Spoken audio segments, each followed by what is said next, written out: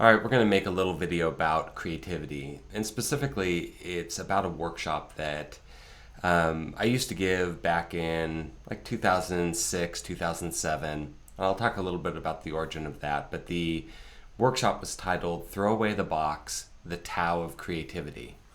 And I'm going to cover the contents of that to a small degree. This isn't a full workshop. That's not what I'm looking to do. But I think the ideas are salient, specifically if you're a songwriter and you want to be more prolific and kind of maybe overcome some of the creative blocks that you may experience. And if you don't, that's fine. I'm not coming at this from a neuroscientist. I don't have a bunch of science to back me up. This is really just something that came about as a natural outcropping of some of the things I was doing with my publisher. So let me kind of give the origin story and set it up, and maybe that'll give it some context. So back in 2005, my first book was published. I have a copy of that book here. It was a career book for technology professionals. So those of you who know me know this. Some of you have gotten on my mailing list and subscribed from that. So you're in the tech world, and that's where I make the bulk of my money, right? So this was the first book. It's called the IT Career Builder's Toolkit. And we're not going to talk about how that came to be published, but I'm super proud of that. It was a major publisher. I ended up publishing a second book with them, got signed to a third book and a children's book.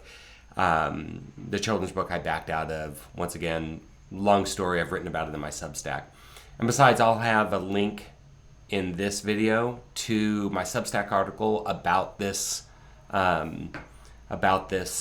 workshop, the TAO of Creativity, and it explains a little bit of the origin story as well. But basically, I was speaking at a bunch of events. So my book got published, and if you get published a business book with a major publisher, it just naturally lends itself to being asked to speak at events. There's some prestige with that. I'm super grateful for that.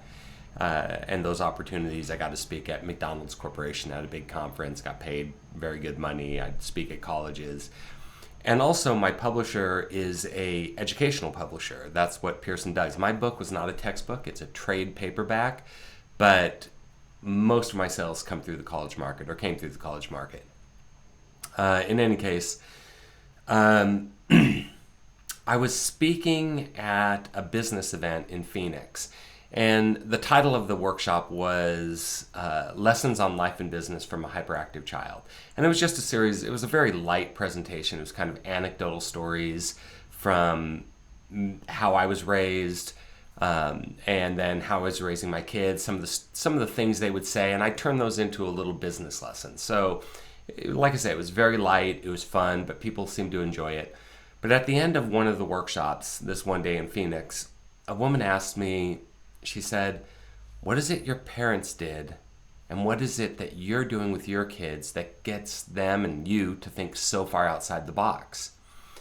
And, really my answer came out, kind of off the cuff, rapidly. I said, "No one ever told me there was a box."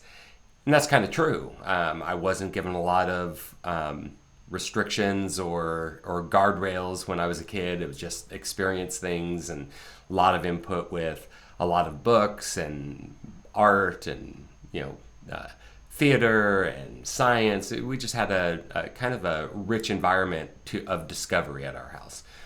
And I tried to do the same with my kids and just kind of open doors for them to experience whatever they wanted. And so that's what I said. I said, no one ever told me there was a box. Later, when I was speaking for Pearson, my publisher was Cisco Press, but they're an imprint of Prentice Hall, which is Pearson. Pearson's a big educational publisher. They also own fiction imprints and things like that. But one of the managers who did educational publishing sales, one of the sales managers was bringing me down to speak at a conference.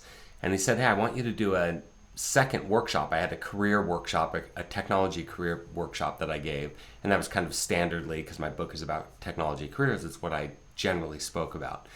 But he asked me to develop another workshop on creativity, and the title I came up with was Throw Away the Box, the TAO of Creativity. And so that's how the workshop came about. It was well received. I gave it for a couple years after that. And, you know, I think it had some value as a utilitarian in some ways. So we're going to cover what that workshop was about. I'm going to go over the basic ideas and the premises of that workshop. And hopefully you can apply it to songwriting or any kind of writing or any kind of creative endeavor you want to do. So there's a couple things. I'm going to refer to some notes here that I have on my screen, but there's some overarching ideas that I want to start with as a premise, as a baseline before we get to what the TAO is, right? So the first is that everyone is creative at times. Everyone. It starts with childhood. And hopefully you have the kind of childhood that allows you to be creative, to ask questions, to have inquiry. I know people who don't, and that's unfortunate. And the only advice I can give there is you have to work at breaking that cycle and that inner voice. We'll talk about that in a second. But everyone is creative at times. So it's less about developing creativity, and it's more about liberating kind of your mindset, right? That's how I view it, is if you liberate your mindset, you can allow for more creative ideas. So that's one premise. The second premise is that you only allow the invited critic. Okay, so critics don't serve a useful function. When I say the invited critic, maybe critic is the wrong term. The invited critic is not well-meaning family and friends. Well-meaning family and friends may be poison. They may not be the people, and it may be well-intentioned and well-meaning friends often don't see your vision. They don't understand your creative process, and they may not be the best person to give you input.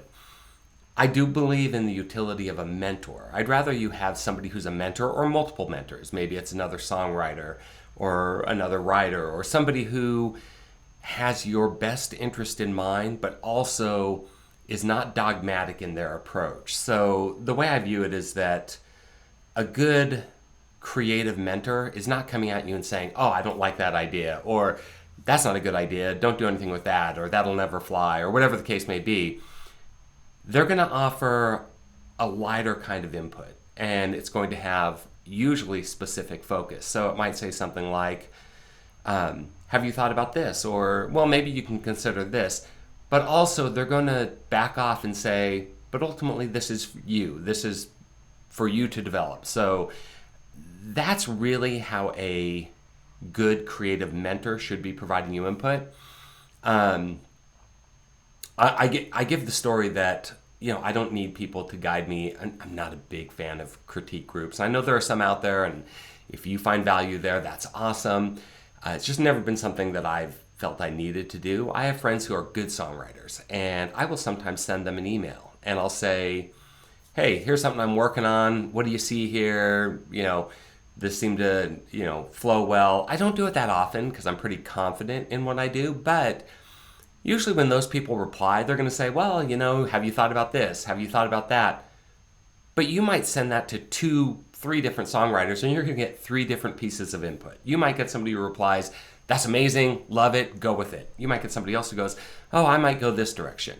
But ultimately, they're not going to be dogmatic. If they're good songwriters and they're comfortable with what they do and they know you, they're going to be, once again, they're going to offer a suggestion lightly, and it might be worth considering, and it might not. That's going to be up to you. So that's how I view inviting the critic. So as an overarching idea, only the invited critic is allowed in, and be careful of who you invite into that circle. It should be guarded, protected.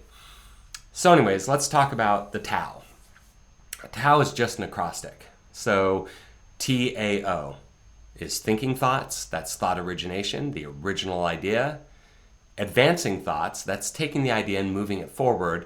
And then the final idea is organizing thoughts. And that's more of the pragmatic tools and methods you use to capture your ideas so you don't lose them, because we lose lots of creative ideas if we're not ready to capture them somewhere. So let's talk about thinking thoughts, thought origination. Where I put this and what I kind of advocate is this idea of finding a way to silence your inner editor or inner critic. So get the idea out there. And the inner critic is going to say something like, I'm not a creative person. And maybe it's a voice from your past that said, you're not a creative person. That's for other people. I know specific people who heard that message. So you've got to learn to silence that. I'm not a psychologist. I can't guide you on all of that, but you want to liberate yourself from that inner critic that immediately takes an idea and shuts it down. Because you have to understand that most great ideas don't pop into existence as a great idea.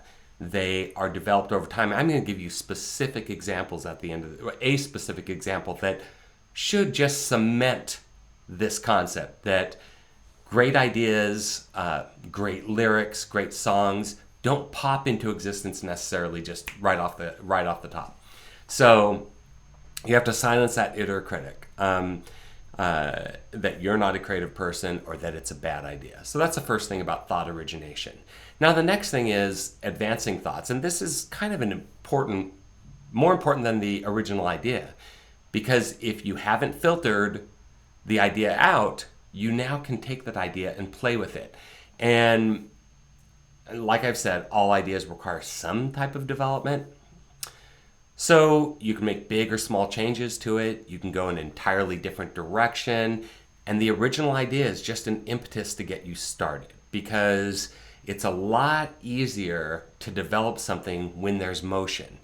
It's not so easy to develop when there's no motion. That's why it's so important to not stop the first idea, the thought origination, and then take it and kind of rattle it around in your head, roll it over your tongue. If it's lyrics, repeat them over and over again, but don't be afraid to go in a drastically different direction if you feel that's what's necessary, or if you feel you're blocked. An example I might give is if you have a stanza and you can't find a rhyming word that doesn't sound contrived, then rephrase your idea or write the last line first and then go backwards and recreate the idea of the first stanza or the first line that you wanted to rhyme with, right? So it's things like that. Don't be afraid to change that idea.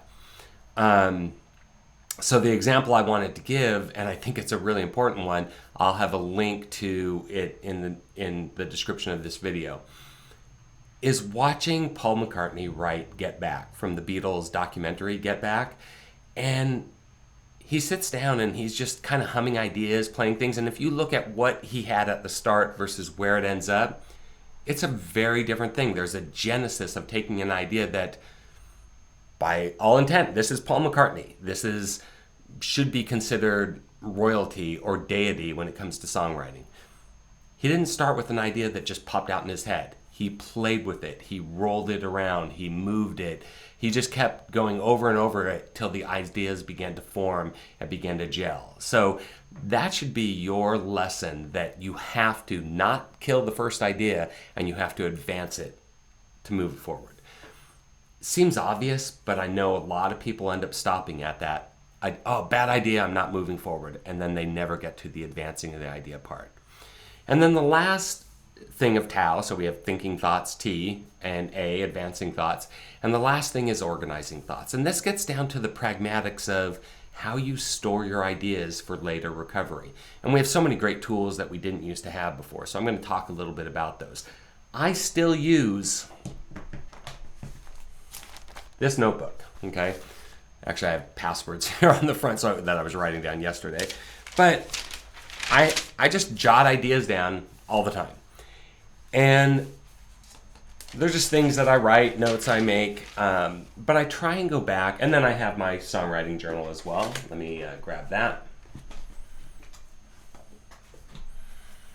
So in my songwriting journal, I'll have a date, and then I have lyrics that I've been working on. And this goes all the way back. And sometimes those lyrics don't go anywhere. But other times, and what I try to do is, at least weekly, sometimes it's every couple weeks, is go back over my notebooks and look over any ideas I had and then put them into a digital form. So what's great is if you have a Gmail address, you have Google Drive. This is not a workshop on how to use Google Drive or use Google applications, but if you're unfamiliar, Google Drive is a free hard drive, basically, that you have for any kind of file. It could be audio file, video file, They also have Google Documents, which is like a Word processor. They have Google Sheets, which is like a spreadsheet. These are all great places to store ideas. And if you can create an organized structure where you have your ideas, your song ideas, whatever, then my recommendation is that you avail yourself of that tool. It's one of the most powerful tools you can have.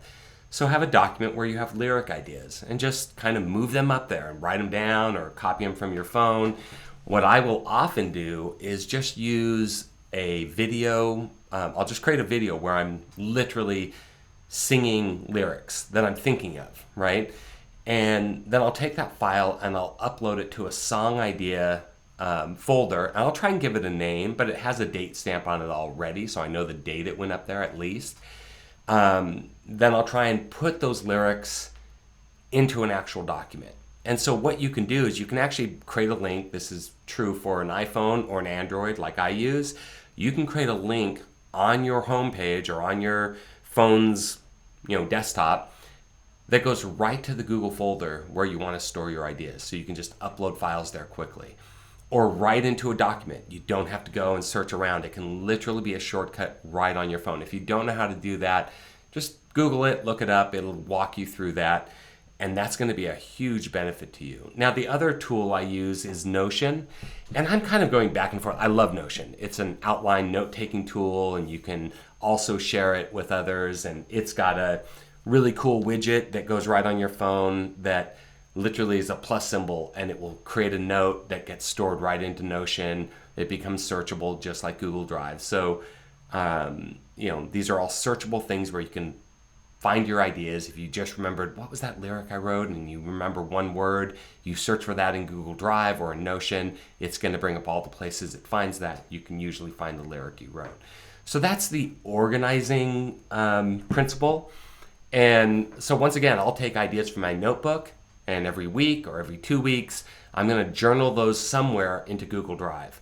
And secondly, if I have a lyric idea and I'm driving, I'll just turn the video on my phones because I don't have to search for it. I think I can just double click on the side button and it brings up the video, right? And so we can see here, it's taking a video, but I don't care about the video. It doesn't have to be on me. And I'll just say, here's a lyric idea that I'm taking, and save that file. And then later I'll just upload that to my song idea folder. And then I can go back and listen to it and go, is there something there that I find interesting? Can I take that and work with it? So that's kind of the gist of the TAO of creativity. I'd be curious as to what tools you use or what methods you use to inspire yourself to more creative output, or if anything you found here was interesting. I'd love to hear from you if you want a further explanation. Like I said, I'm not trying to do tutorials on something like Google Drive, but if you want me to do a quick overview of how I use Google Drive to either collaborate with other artists or just store ideas, I'm happy to do a quick video on that. Once again, not trying to be the tutorial channel, just one songwriter speaking to other songwriters or any creative person that wants a more utilitarian way to store your ideas. And if you found it useful, please consider subscribing. I don't ask for that enough, but I'd really appreciate it. We've grown our channel quite a bit, but not very quickly, and we'd love to see that grow. So once again, subscribe, like the video, leave a comment. Those are all things that are super helpful. Share it with somebody that is creative that you think might get some usefulness from this, and let me know what I can do better, what you'd like more clarity on. I would love to hear from you. Thanks.